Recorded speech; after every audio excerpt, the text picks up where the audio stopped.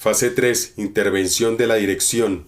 Es muy frecuente que las víctimas de Moving cumplan un papel muy saludable para algunas organizaciones tóxicas, como chivos expiatorios. Con ello, las situaciones de caos, desorganización, crisis, antagonismos personales, competitividad, luchas o guerras internas ofrecen un lapso de paso o tregua en el que todos pueden unirse contra la víctima de Moving. Se explica entonces el fenómeno conocido como cadáveres en el armario, que consiste en que allí donde hay una víctima de Moving encontramos anteriormente otras que en otras épocas han cumplido el mismo papel como chivos expiatorios, acreditándose así un funcionamiento histórico verdaderamente patológico de la organización en cuestión. Cuando los casos de acoso psicológico llegan al paroxismo, el entorno de la víctima suele reclamar casi unánimemente la búsqueda de una solución traumática para la víctima que resuelva cortando por lo sano el problema. Se produce entonces la intervención de la línea jerárquica que hace que se convierta el caso de Moving en el caso de la víctima acosada y no en el caso del acosador o acosadores. Ello se explica gracias al proceso de estigmatización de la víctima anterior a la intervención de la dirección. Con la satanización de la víctima, la percepción común es que es ella misma y no el acosador la culpable de toda la situación que se ha generado.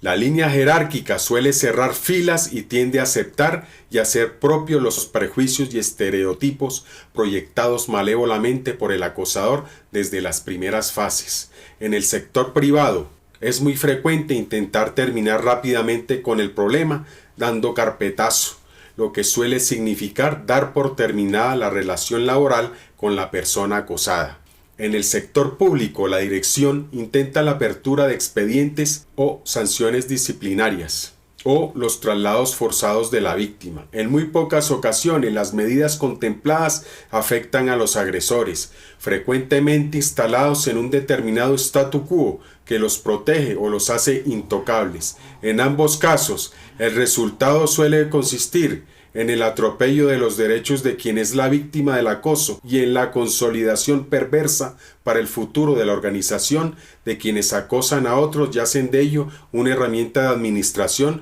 o de promoción personal. La investigación del caso por parte de la dirección suele completar la estigmatización como oveja negra del trabajador afectado, debido a que los canales que utiliza la propia dirección para informarse del caso suelen estar infectados y afectados por la propia acción en la que la estigmatización consiste.